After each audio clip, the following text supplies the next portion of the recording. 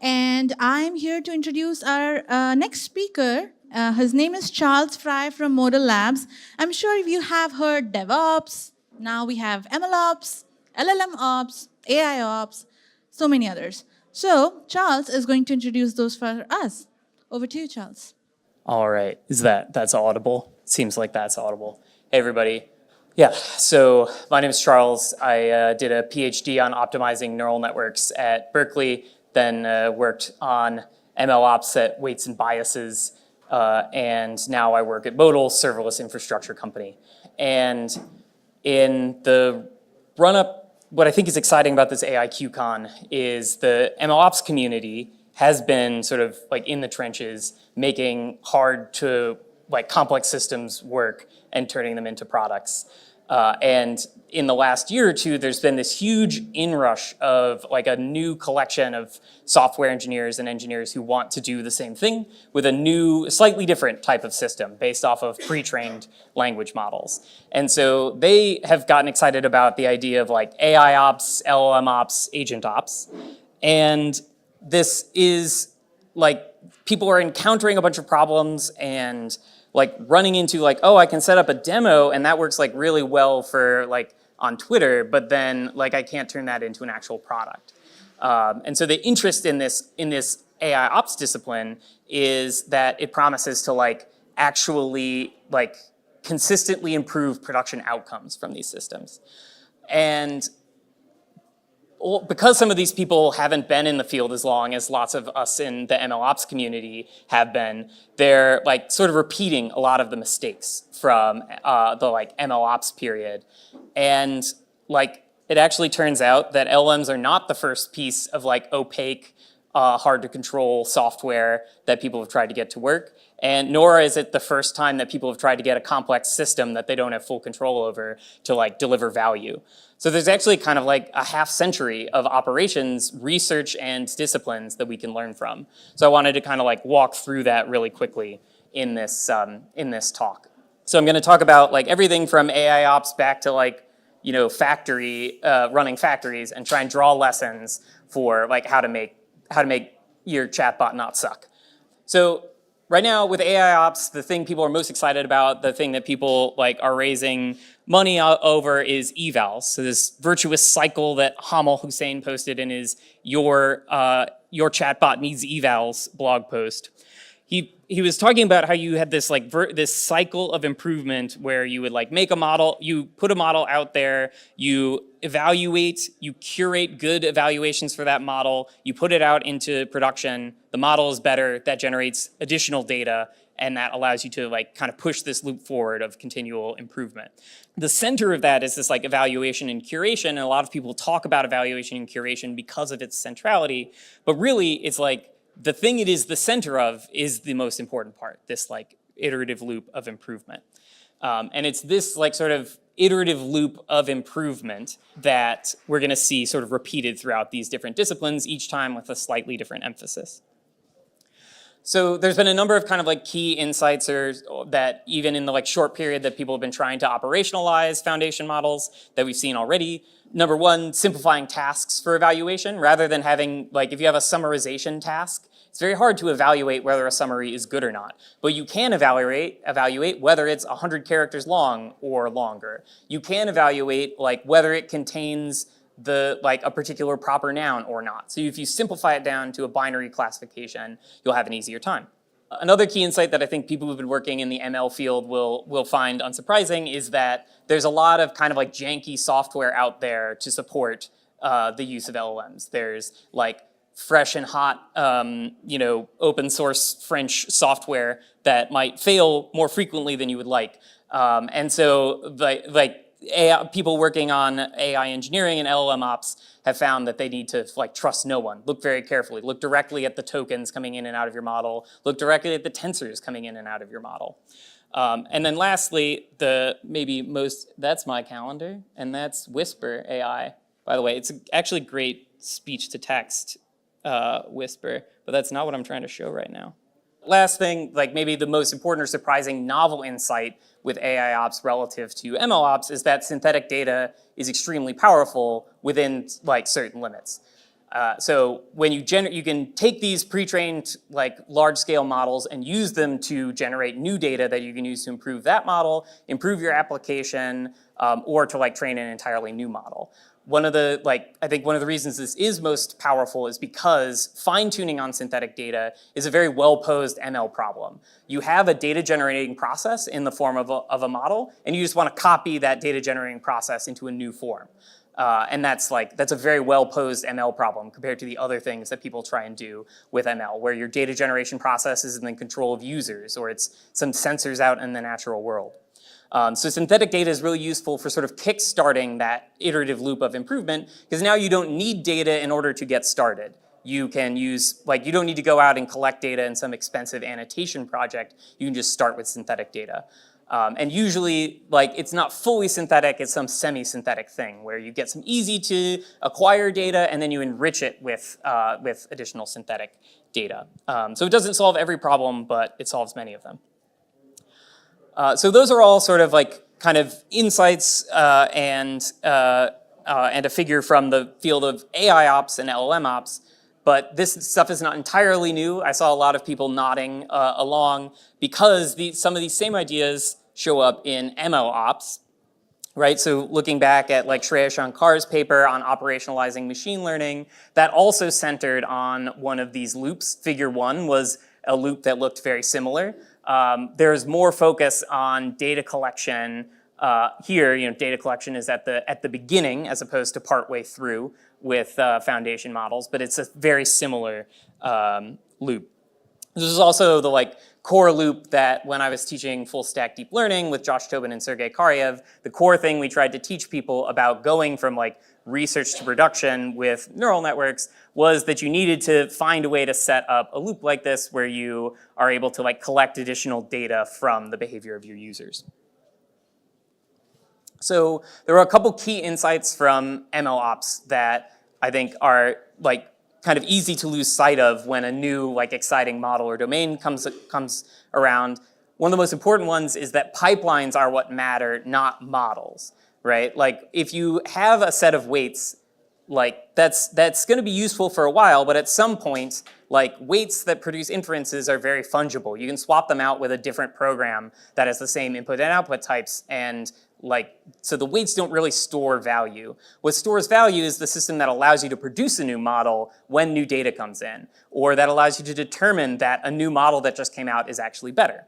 So this was an important part of what made MLOps successful. At the same time, there's kind of a counterpoint, which is people tried to get continual learning loops working with ML, where this entire sort of circle would spin itself automatically. Andre Karpathy's Operation Vacation.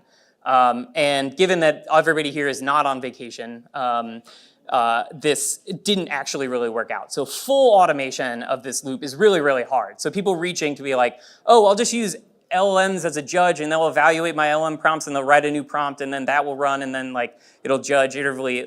This is a suggestion we won't be able to pull that off.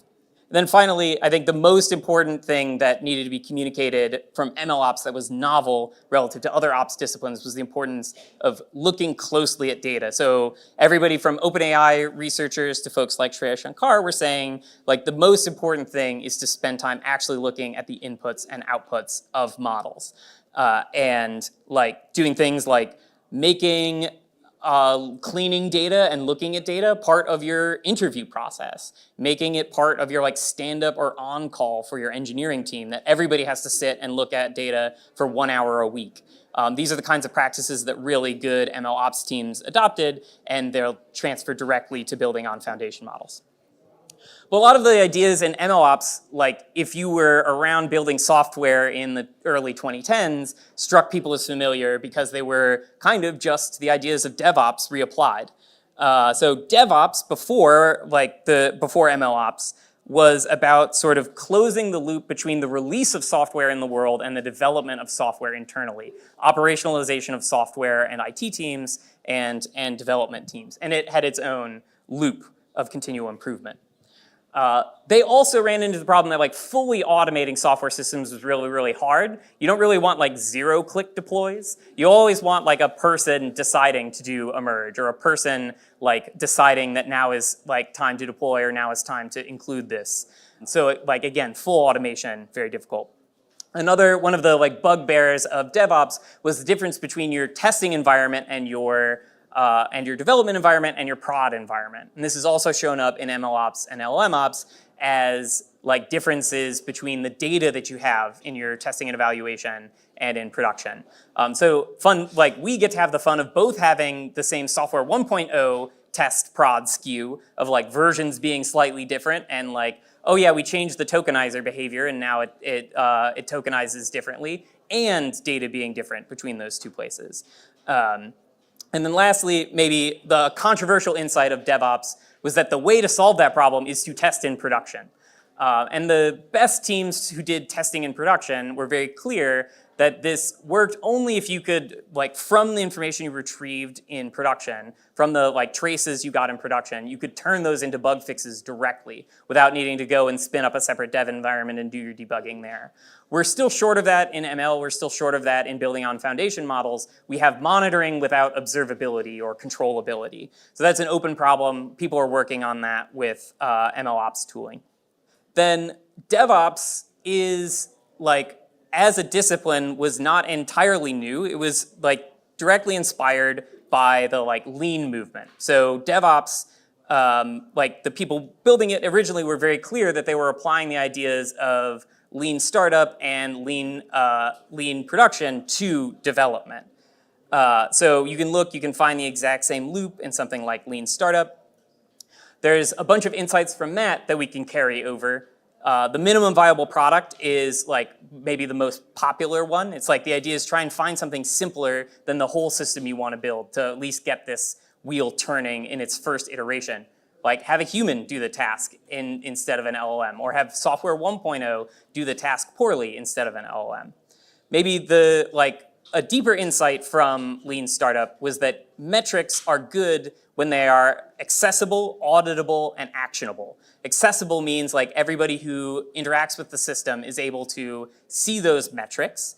Auditable means that they can see how those metrics were calculated. These two things, I think some of the early like LLMOps tooling that we're seeing, like Lang Smith from LangChain and Juan B. Weave, have targeted these things. Weave focusing on auditability and Lang Smith focusing on accessibility, but we're still missing actionability, the ability to turn these insights into direct model improvements. So maybe it's mechanistic interpretability and control vectors, maybe it's better continual learning algorithms and prompt optimization, but something needs to come in here and improve the actionability of these insights to make them like actually like have them be good metrics useful for turning this loop.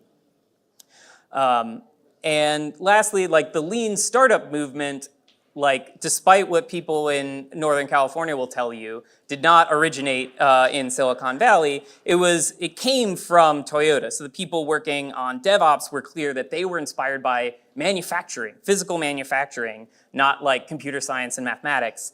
And Eric Ries in the Lean Startup is very clear that what made everything click for him on entrepreneurship and made it easy to understand like what insights he had were generalizable was studying the Toyota production system and lean manufacturing. And like this manufacturing system was like very critical to like, it's like at the scale of Ford's assembly line, but like less well known, I think. And at the core of that system is also a loop of continual improvement. A lot of the insights from the Toyota production system, they aren't necessarily unique. Like genchi genbustu, the idea of looking at like real things in real places on factory floors, is like, that's not a, like the translation of that is look at the data, look at the actual data in production. So we've already seen that, but it's nice to see it repeated in this like very different context. I guess maybe the last thing I would say on it is that one of the key components of the Toyota production system was the idea of single-minute exchange of die. Like swapping out some of the heavy, like key components that determine whether a machine makes widget A or widget B. That could take hours in old production systems oriented to large batches. And Toyota's insight was that if they changed the way that they oriented their system, they could switch these dies over in minutes instead of hours. And that allowed them to be directly responsible to like consumer demand. So somebody says, I want like a Toyota Corolla with the with this special piece added, and then that gets propagated back to the factory and turned into a machine makes that part in response to that demand. And despite the much greater complexity, the much greater opacity, and the much lower controllability of the system they were working with, they were able to achieve that level of responsiveness to actual consumer demand.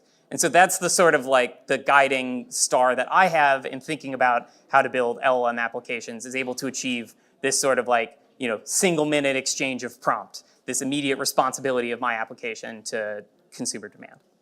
So that's it. That's my TED Talk. I'll say 2 seconds at the end. I work at an infrastructure company, Modal. We build infrastructure that helps support these kinds of applications and these kinds of pipelines. It's like AWS Lambda, but if it was good and had GPUs. So yeah, modal.com, check us out. Thank you. Thank you. We have time for 1 to 2 questions if anybody has. Oh, nice. I am also a huge fan of Toyota. So one thing about the Toyota system is that they allow anyone on the product line, regardless of hierarchy, to stop the assembly line. How does that work out in a software system where revenue and continual revenue is key?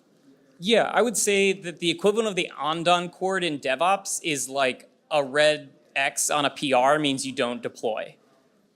I think the challenge with that is that nobody wants their deploy blocked on a flaky test. And right now, the tests that we have for LLMs are generally fairly flaky. Like if you set a threshold of 0.75 on some metric and then you block a release because it's 0.74, like nobody's happy when that happens. So I think that's one reason why it's harder to do this.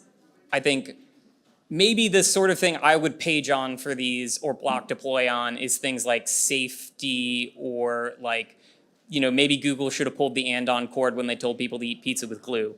So that's what I think is the equivalent of that, whereas these sort of the test equivalents that are checking bulk performance metrics aren't worth shutting down the production line over. One more question before we take a short break. I really love the thing about AIOps being part of ML and then Dev and then Lean Toyota. In the new age of Gen AI, the data flywheel, and you go back to model retraining in MLOps. So we already use large language models, which nobody actually is retraining the entire thing. We either do RAG or fine tuning. So how does the landscape change when things don't work as expected in production? What are some of the things that are the challenges currently and the open problems in which how we can optimize this space? Yeah, in some ways it feels like it feels like a harder problem because you don't control the production of this initial artifact, like the pre-trained weights that you're using. But in some ways that actually makes the problem easier because a huge component of your ML problem was the kind of stuff that could be learned from web scale text. And if you were producing that artifact from scratch, you'd be tempted to always go all the way back to beginning of training and start over every time you had a problem in production. So I think it actually is a good thing that we are forced to we're essentially forced to cut off at RAG systems, at fine tuning, at LoRa's, or at control vectors, as opposed to going all the way back. Because I feel the majority of your problems can be solved by those changes. For the problems that can't be solved by those changes, that actually need a boost in the fundamental model capabilities, it's you kind of have to wait for new models to come out from the core model providers. And then the thing that makes you able to do that quickly is an evaluation chassis that makes you confident that the model is actually better. So Claude 3.5 has great Twitter PR and good vibes, but does that actually mean that you should use it to replace 4.0 in production? If you have a solid evaluation chassis that gives you confidence for making every other change that you do to prompts or fine tuning or what have you, that is the very same chassis should, if constructed well, also allow you to swap models in and out, and that gets you back that outermost loop of improvement.